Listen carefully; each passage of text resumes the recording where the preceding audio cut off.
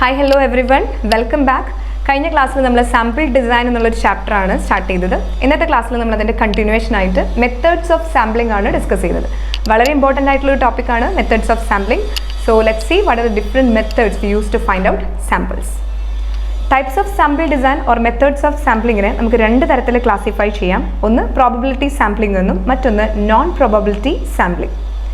ഇന്നത്തെ ക്ലാസ്സിൽ നമ്മൾ ഡിസ്കസ് ചെയ്യുന്നത് എന്താണ് പ്രോബബിലിറ്റി സാമ്പിളിംഗ് എന്നാണ്. പ്രോബബിലിറ്റി സാമ്പിളിംഗ് എന്താണെന്നും അതിൻ്റെ ഡിഫറെൻറ്റ് ക്ലാസിഫിക്കേഷൻസും ആണ് ഇന്നത്തെ ക്ലാസ്സിൽ ഡിസ്കസ് ചെയ്യുന്നത്. Probability sampling is based on the theory of probability.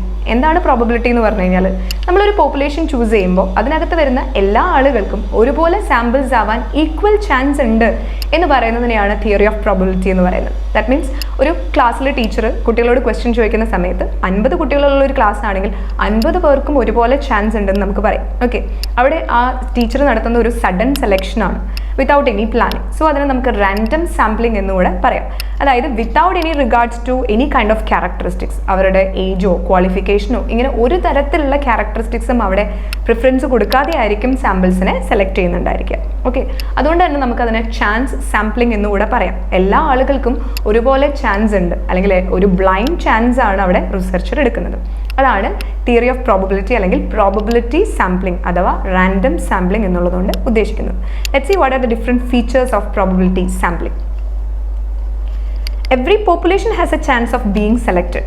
എന്താ നമ്മൾ പറഞ്ഞത്? അതിനകത്തെ എല്ലാ ആളുകൾക്കും അല്ലെ, ആ പോപ്പുലേഷനകത്ത് വരുന്ന എല്ലാ ആളുകൾക്കും ഒരുപോലെ സെലക്റ്റഡ് ആവാനുള്ള ചാൻസ് ഉണ്ട്.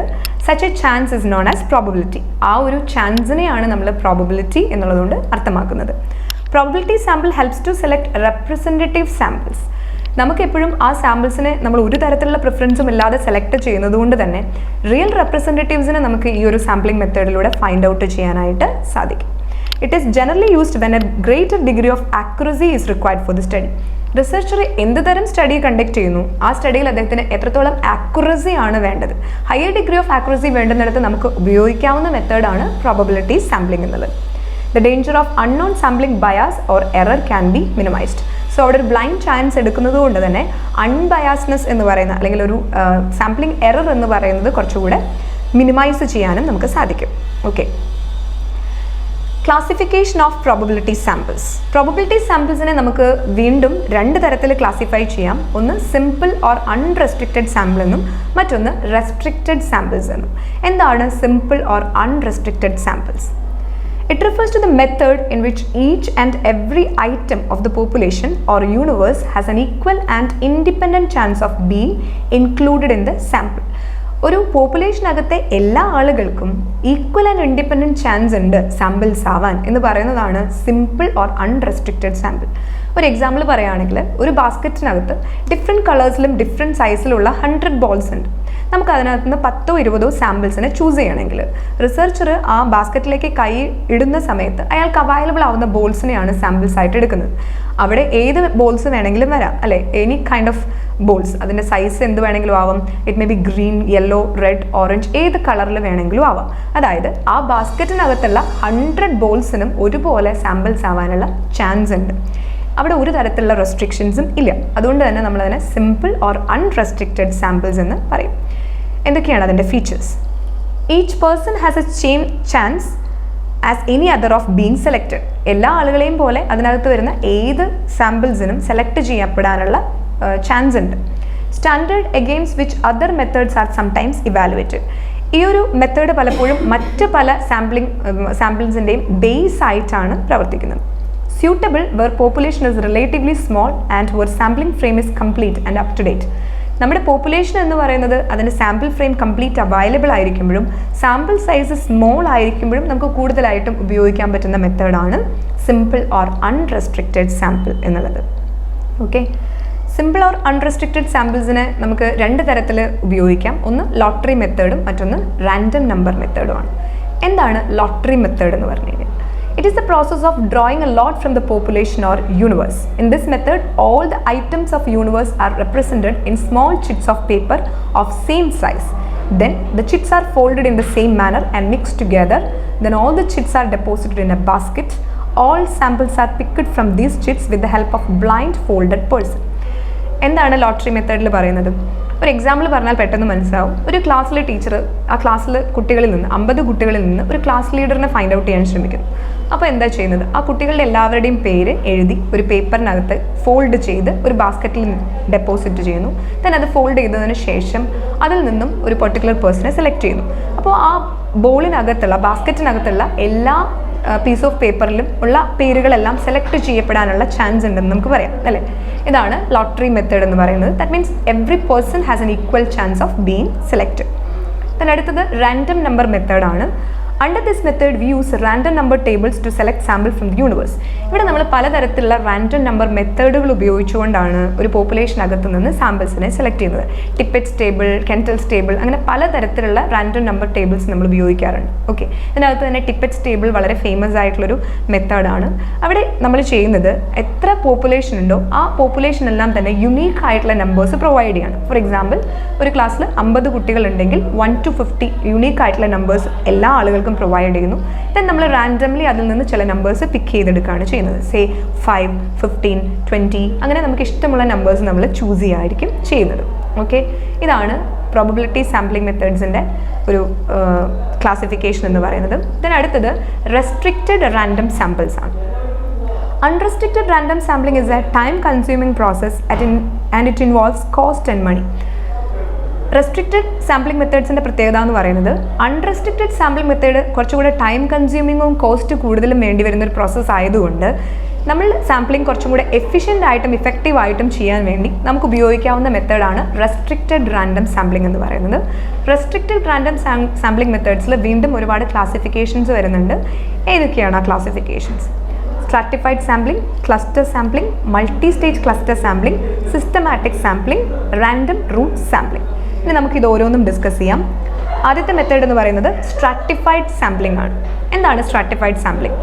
നമ്മളുടെ കയ്യിൽ നമ്മുടെ പോപ്പുലേഷൻ ലിസ്റ്റ് എന്ന് പറയുന്നത്, അതായത് സാമ്പിൾ ഫ്രെയിം എന്ന് പറയുന്നത് കംപ്ലീറ്റ്ലി അവൈലബിൾ ആയിരിക്കുമ്പോൾ, അല്ലെങ്കിൽ പോപ്പുലേഷൻ എന്ന് പറയുന്നത് നോൺ ആയിരിക്കുന്ന സമയത്ത് നമുക്ക് ഉപയോഗിക്കാവുന്ന മെത്തേഡാണ് സ്ട്രാറ്റിഫൈഡ് സാമ്പിളിംഗ് എന്ന് പറയുന്നത്.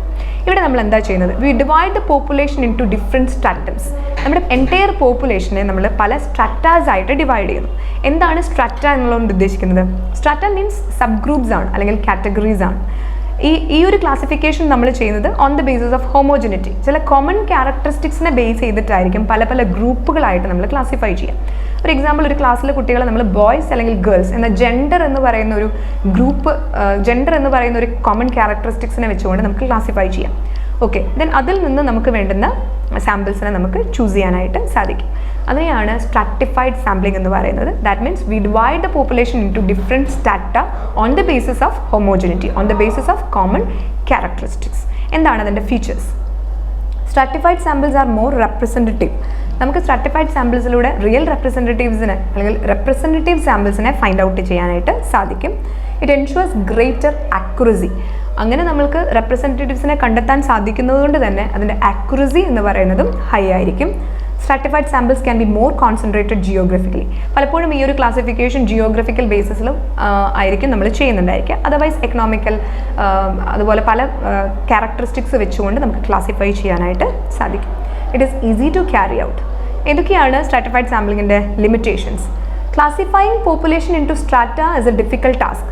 ഇങ്ങനെ നമ്മൾ പല സ്ട്രാറ്റാസ് ആയിട്ട്, ഗ്രൂപ്പുകളായിട്ട്, സബ് ഗ്രൂപ്പ്സുകളായിട്ട് ഡിവൈഡ് ചെയ്യുക എന്ന് പറയുന്നത് പലപ്പോഴും ഒരു ഡിഫിക്കൽട്ട് ടാസ്ക് ആയിരിക്കും. ദാറ്റ് മീൻസ് അവിടെ നമുക്കൊരു എക്സ്പെർട്ടൈസിൻ്റെ സർവീസ് പലപ്പോഴും ആവശ്യമായിട്ട് വരും. അതുപോലെ തന്നെ എക്സ്പെൻസീവ് ആയിട്ടുള്ളൊരു മെത്തേഡാണ് സ്ട്രാറ്റിഫൈഡ് സാമ്പിളിംഗ് എന്ന് പറയുന്നത്. ഓക്കെ, ദെൻ അടുത്ത ക്ലാസിഫിക്കേഷൻ എന്ന് പറയുന്നത് ക്ലസ്റ്റർ സാമ്പിളിംഗ് ആണ്. നേരത്തെ നമ്മൾ പറഞ്ഞു പോപ്പുലേഷൻ അല്ലെങ്കിൽ സാമ്പിളിംഗ് ഫ്രെയിം കംപ്ലീറ്റ്ലി അവൈലബിൾ ആയിരിക്കുമ്പോഴാണ് നമ്മൾ സ്ട്രാറ്റിഫൈഡ് സാമ്പിളിംഗ് ഉപയോഗിക്കുന്നത് അല്ലേ. ക്ലസ്റ്റർ സാമ്പിളിംഗ് എന്ന് പറയുന്നത് നമ്മുടെ കയ്യിൽ കംപ്ലീറ്റ് ആയിട്ടുള്ള സാമ്പിളിംഗ് ഫ്രെയിം അവൈലബിൾ അല്ലാത്തപ്പോൾ, അല്ലെങ്കിൽ നമ്മുടെ പോപ്പുലേഷൻ എന്ന് പറയുന്നത് വൈഡ്ലി ഡിസ്പേഴ്സ്ഡ് ആയിരിക്കുന്ന സമയത്ത് നമുക്ക് ഉപയോഗിക്കാവുന്ന മെത്തേഡാണ് ക്ലസ്റ്റർ സാമ്പിളിംഗ് എന്ന് പറയുന്നത്. ഇവിടെ നമ്മളുടെ എൻറ്റയർ പോപ്പുലേഷനെ നമ്മൾ പല പല ക്ലസ്റ്റേഴ്സ് ആയിട്ടാണ് ഡിവൈഡ് ചെയ്യുന്നുണ്ടായിരിക്കുക. ഓക്കെ, ദെൻ ഫ്രം ഈ ഒരു ക്ലസ്റ്റേഴ്സിൽ നിന്നായിരിക്കും നമ്മൾ സാമ്പിൾസിനെ choose ചെയ്യുന്നുണ്ടായിരിക്കും. This method is often used when there is no satisfactory sampling frame available and a list has to be constructed. This happens, for example, in areas where adequate population lists are lacking. Under this method, the population or universe is divided into number of clusters or large groups, which will form the basis for primary sampling units. ഇങ്ങനെ നമ്മൾ പല പല clusters ആയിട്ട് divide ചെയ്യുമ്പോൾ ആ ഒരു ക്ലാസിഫിക്കേഷനെയാണ് primary sampling units എന്ന് പറയുക. ഈ ക്ലസ്റ്റേഴ്സ് നമ്മൾ എന്തിൻ്റെയൊക്കെ അടിസ്ഥാനത്തിലായിരിക്കും അല്ലെങ്കിൽ എങ്ങനെയൊക്കെ ആയിരിക്കും തരംതിരിക്കുന്നുണ്ടാവുക? അത് വില്ലേജുകളായിട്ടോ വാർഡുകളായിട്ടോ ഡിസ്ട്രിക്റ്റുകളായിട്ടോ ഒക്കെ ആയിരിക്കും പല പല ക്ലസ്റ്റേഴ്സ് ആയിട്ട് നമ്മൾ ഡിവൈഡ് ചെയ്യുന്നുണ്ടായിരിക്കുക. ഫോർ എക്സാമ്പിൾ, ഞാനൊരു സ്റ്റഡി കണ്ടക്ട് ചെയ്യുന്നു എമംഗ് കോളേജ് സ്റ്റുഡൻസ്. അപ്പോൾ എനിക്ക് ആ കോളേജ് സ്റ്റുഡൻസിൽ തന്നെ ഗ്രാജുവേറ്റ്സ് പലതരം ഗ്രാജുവേഷൻസ് ഉണ്ടായിരിക്കാം. BCom ഉണ്ടാവാം, BBA ഉണ്ടാവാം, BSc ഉണ്ടാവാം, BA ഉണ്ടാവാം. അപ്പോൾ ഇങ്ങനെ ഓരോ തരം ക്ലസ്റ്റേഴ്സുകളായിട്ട് ഞാൻ അതിനെ ക്ലാസിഫൈ ചെയ്യുന്നു. ദെൻ ഈ ഒരു ക്ലസ്റ്റേഴ്സിൽ നിന്നും നമുക്ക് വേണ്ടുന്ന സാമ്പിൾസിനെ നമ്മൾ ചൂസ് ചെയ്യുന്നു. ഓക്കെ, അല്ലെങ്കിൽ പോപ്പുലേഷൻ വൈഡ് ആയിരിക്കുന്ന സമയത്ത് ആ പോപ്പുലേഷനെ നമുക്ക് ഡിഫറെൻറ്റ് ക്ലസ്റ്റേഴ്സ് ആയിട്ട്, അതായത് ഞാൻ കേരളത്തിലുള്ള സ്റ്റുഡൻസിൻ്റെ ഇടയിലാണ് സ്റ്റഡി കണ്ടക്ട് ചെയ്യുന്നതെങ്കിൽ അതിന് എനിക്ക് ഡിസ്ട്രിക്റ്റ് വൈസോ പഞ്ചായത്തുകളായിട്ടോ വാർഡുകളായിട്ടോ ഒക്കെ നമുക്ക് തരംതിരിക്കാം. And from among these clusters we can use samples. Okay, അപ്പോൾ ഇവിടെ നമുക്ക് ഇങ്ങനെ ക്ലസ്റ്റേഴ്സ് ആയിട്ട് തരംതിരിക്കുമ്പോൾ സ്ട്രാറ്റിഫൈഡ് സാമ്പിളിങ്ങിനെ കമ്പയർ ചെയ്ത് നോക്കുമ്പോൾ ഡിഫറൻസ് എന്ന് പറയുന്നത് സ്ട്രാറ്റാസ് ആയിട്ട് നമ്മൾ ഡിവൈഡ് ചെയ്യുന്നത് on the basis of homogeneity ആണ്. ഇവിടെ ക്ലസ്റ്റേഴ്സ് ആയിട്ട് ഡിവൈഡ് ചെയ്യുമ്പോൾ അവിടെ പലപ്പോഴും ഹെട്രോജീനിയസ് ക്യാരക്ടറിസ്റ്റിക്സ് ആയിരിക്കും നമുക്ക് കാണാനായിട്ട് സാധിക്കും. പിന്നെ അടുത്ത classification multi stage cluster sampling ആണ്. Multi stage sampling is a modification of cluster sampling. ഇത് ക്ലസ്റ്റർ സാമ്പിളിങ്ങിൻ്റെ ഒരു മോഡിഫിക്കേഷൻ ആണെന്ന് നമുക്ക് പറയാം. അതായത് this type of sampling is often used in national surveys run. In the first stage, the initial clusters are randomly selected. Then the initial clusters are called the primary sampling units. Then in second stage, random sample is set up with the selected PSUs. It is known as multi-stage cluster sampling. ഇവിടെ നമ്മൾ ആദ്യത്തെ ഒരു ഘട്ടം നമ്മൾ clusters ആയിട്ട് classify ചെയ്യുന്നതിന് primary sampling units എന്നാണ് പറയുക. then അതിൽ നിന്ന് നമ്മൾ സെക്കൻഡ് സ്റ്റേജസിൽ വീണ്ടും ആ ഒരു പ്രൈമറി സാമ്പിളിംഗ് യൂണിറ്റ്സിൽ നിന്ന് വേണ്ടുന്ന സാമ്പിൾസിനെ ചൂസ് ചെയ്യുകയാണ് ചെയ്യുന്നത്.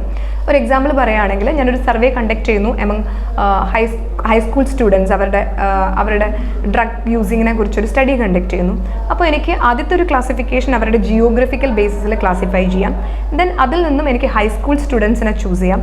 ദെൻ ഈ ഒരു ഹൈസ്കൂൾ സ്റ്റുഡൻസിൽ നിന്നും സീനിയർ ആയിട്ടുള്ള സ്റ്റുഡൻസിനെ ചൂസ് ചെയ്യുന്നു. അപ്പോൾ പല പല സ്റ്റേജുകളായിട്ടാണ് നമ്മളവിടെ ക്ലസ്റ്റർ ക്ലാസിഫിക്കേഷൻ ചെയ്യുന്നത്. ഇതാണ് മൾട്ടി സ്റ്റേജ് ക്ലസ്റ്റർ സാമ്പിളിംഗ്. അടുത്ത classification systematic sampling or quasi random sampling. The systematic sampling methods involves ordering of the universe. ഇവിടെ നമ്മൾ എന്താ ചെയ്യുന്നത്? നമ്മളുടെ പോപ്പുലേഷൻ അല്ലെങ്കിൽ യൂണിവേഴ്സിനെ നമ്മൾ ഓർഡറിങ് ചെയ്യുകയാണ് ചെയ്യുന്നത്. ഓർഡറിങ് എന്ന് പറയുന്നത് it may be in alphabetical, numerical or geographical, എങ്ങനെ വേണമെങ്കിലും ആവാം ആ ഒരു ഓർഡറിങ് ചെയ്യുന്നത്, ആ ഒരു classification ചെയ്യുന്നത്. It is similar to simple random sampling, but instead of selecting random numbers from tables, we move through list picking every nth name. Random നമ്പറിലെ പോലെ തന്നെ നമ്മൾ യുണീക്കായിട്ട് സാമ്പിൾസിനെ സെലക്ട് ചെയ്യാണ് ചെയ്യുന്നത്. പക്ഷേ വെറുതെ നമ്മൾ നമ്പേഴ്സ് സെലക്ട് ചെയ്യുന്നതിന് പകരം എവറി nth ഐറ്റം, ഒരു nth ഐറ്റം ആയിരിക്കും നമ്മളവിടെ സാമ്പിൾസ് ആയിട്ട് ചൂസ് ചെയ്യാം. എങ്ങനെയാണ് ഈ nth ഐറ്റം നമ്മൾ കണ്ടെത്തുന്നത്? അതിന് നമ്മളൊരു ഫോർമുല യൂസ് ചെയ്യുന്നുണ്ട്. ഏതാണ് ആ formula? Simple interval or n is equal to size of the population divided by number of unit desired in the sample. ഈ ഒരു ഫോർമുല ആയിരിക്കും നമ്മൾ ഉപയോഗിക്കുന്നുണ്ടായിരിക്കും. അതായത് ഒരു എക്സാമ്പിൾ, നമ്മളുടെ കയ്യിലെ പോപ്പുലേഷൻ എന്ന് പറയുന്നത് 1000 ആണ്. സൈസ് ഓഫ് ദ പോപ്പുലേഷൻ 1000 ആണ്. അതിൽ നിന്ന് നമുക്ക് 100 സാമ്പിൾസിനെയാണ് വേണ്ടതെങ്കിൽ nth ഇൻ്റർവൽ അല്ലെങ്കിൽ nth നെയിം കണ്ടെത്താൻ വേണ്ടി 1000 ഡിവൈഡഡ് ബൈ 100 ചെയ്യുമ്പോൾ നമുക്ക് 100 എന്ന് കിട്ടും. അപ്പോൾ ആ 10 എന്ന് കിട്ടും. ആ ഒരു 10 ആയിരിക്കും നമ്മളുടെ nth ഇൻ്റർവൽ എന്ന് പറയുന്നത്, nth ഐറ്റം എന്ന് പറയുന്നത്. ദെൻ നമ്മൾ ഓരോ nth ഐറ്റത്തിനെയും നമ്മളുടെ സാമ്പിൾസ് ആയിട്ട് ചൂസ് ചെയ്യുന്നു. ഞാൻ റാൻഡംലി ഒരു നമ്പർ ചൂസ് ചെയ്യുന്നു 4 എന്ന്. ദെൻ അതിൻ്റെ കൂടെ 10 കൂട്ടുന്നു. അപ്പോൾ അടുത്ത സാമ്പിൾ എന്ന് പറയുന്നത് 14 ആണ്. ദെൻ വീണ്ടും അതിൻ്റെ കൂടെ 10 കൂട്ടുന്നു. സോ അടുത്ത സാമ്പിൾ 24 ആയിരിക്കും. ഇങ്ങനെയായിരിക്കും ഞാൻ സാമ്പിൾസിനെ ചൂസ് ചെയ്യുന്നത്. അവിടെ ഒരു സിസ്റ്റമാറ്റിക് ആയിട്ടുള്ള മെത്തേഡാണ് നമ്മൾ ഉപയോഗിക്കുന്നത്, നമുക്ക് കാണാനായിട്ട് സാധിക്കും. Then അടുത്തത് റാൻഡം റൂട്ട് സാമ്പിളിംഗ് ആണ്. This method is used in market research surveys mainly for sampling households, shops, gargages and other premises in urban areas. കൂടുതലായിട്ടും ഷോപ്സ് അല്ലെങ്കിൽ ഗാർഗേജസ് ഒക്കെ സാമ്പിൾസ് ആയിട്ട് എടുക്കുന്ന സമയത്ത് നമ്മൾ ഉപയോഗിക്കുന്ന ഒരു മെത്തേഡാണ് റാൻഡം റൂട്ട് സാമ്പിളിംഗ് എന്ന് പറയുന്നത്. മാർക്കറ്റ് റിസർച്ചിലാണ് കൂടുതലായിട്ടും റാൻഡം റൂട്ട് സാമ്പിളിംഗ് നമ്മൾ ഉപയോഗിക്കുന്നുണ്ടാവുക. Address is selected at random from sampling frame as a starting point. Interviewer then give instructions to identify further addresses by taking alternative left and right hand turns at road junctions and calling at every nth address. എന്താ ചെയ്യുന്നുണ്ടായിരിക്കുക? Suppose ഞാനൊരു ഗാർഗേജ് ആണ് samples ആയിട്ട് choose ചെയ്യുന്നതെങ്കിൽ ആ first address എന്ന് പറയുന്നത് ഞാൻ randomly choose ചെയ്യുന്നു. അതൊരു സ്റ്റാർട്ടിംഗ് പോയിന്റ് ആയിട്ട് എടുക്കുന്നു. ദെൻ ആ ഗാർഗേജിൻ്റെ ലെഫ്റ്റ് ഉള്ള ഗാർഗേജസ് ഷോപ്സ് ഞാൻ ചൂസ് ചെയ്യുന്നു അടുത്ത സാമ്പിൾസ് ആയിട്ട്. അല്ലെങ്കിൽ ലെഫ്റ്റ് റൈറ്റോ ഫ്രണ്ട് ബാക്ക് എന്നുള്ള ആ ഒരു പർട്ടിക്കുലർ റൂട്ടിൽ തന്നെ വരുന്ന സാമ്പിൾസിനെ ആയിരിക്കും ഞാൻ ചൂസ് ചെയ്യുന്നുണ്ടായിരിക്കുക. അതിനെയാണ് റാൻഡം റൂട്ട് സാമ്പിളിംഗ് എന്ന് പറയുന്നത്. ഇതാണ് പ്രോബബിലിറ്റി സാമ്പിളിങ്ങിൽ നമ്മൾ ഉപയോഗിക്കുന്ന ഡിഫറെൻറ്റ് മെത്തേഡ്സ് എന്ന് പറയുന്നത്. ദെൻ അടുത്ത ക്ലാസ്സിൽ നമുക്ക് നോൺ പ്രോബബിലിറ്റി സാമ്പിളിംഗ് എന്താണെന്നും അതിൻ്റെ ഡിഫറെൻറ്റ് മെത്തേഡ്സ് എന്താണെന്നും ഡിസ്കസ് ചെയ്യാം. Okay, thank you. 20 വർഷത്തെ സേവന പാരമ്പര്യവുമായി Jyothis college Irinjalakuda. BCom finance, BCom corporation, BBA, MCOM finance എന്നീ കോഴ്സുകളിലേക്ക് അഡ്മിഷൻ ആരംഭിച്ചിരിക്കുന്നു. ജ്യോതിസ് കോളേജ് ആപ്പ് ഇൻസ്റ്റാൾ ചെയ്യൂ. പഠനം എളുപ്പമാക്കൂ. പഠനത്തോടൊപ്പം സമ്പാദിക്കാൻ അവസരം. ഉയർന്ന മാർക്കുള്ള വിദ്യാർത്ഥികൾക്ക് സ്കോളർഷിപ്പോടുകൂടി പഠിക്കാം. Jyothis college four advance studies, Catholic centre, main road, Irinjalakuda.